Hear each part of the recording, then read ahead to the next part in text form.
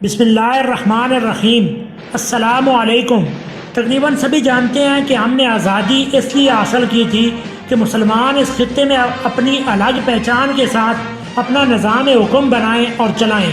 یہ وہی تحریک پاکستان تھی جو تحریک خلافت سے شروع ہوئی تھی اور آگے چل کر تحریک پاکستان کی شکل اختیار کر گئی، اور یہی وجہ ہے کہ پاکستان کا مطلب کیا لا الہ الا اللہ کا نعرہ لگا، کیونکہ بظاہر پاکستانی کوئی قوم نہیں، یہ مختلف مسلم قوموں کا مجموعہ ہے جو ایک علم اسلام کے نیچے جمع ہوئے تھے۔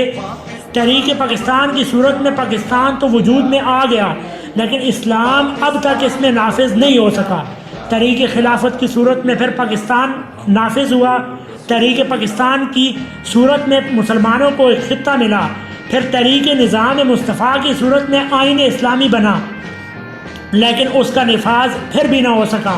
اب تحریک اقامت دین کی صورت میں ایک دفعہ پھر سے تحریک پاکستان اور خلافت کو تکمیل کرنے کی ضرورت ہے۔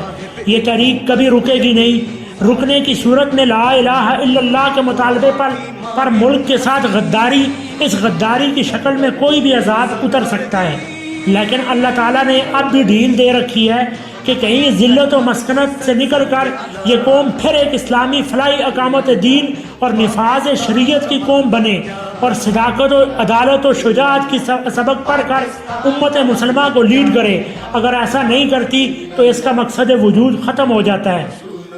اللہ عرض پاک کو محفوظ رکھے اور اس میں وہ فصل گل اگائے جسے اندیشہ زوال نہ ہو۔ فبأي آلاء ربكما تكذبان۔ والسلام۔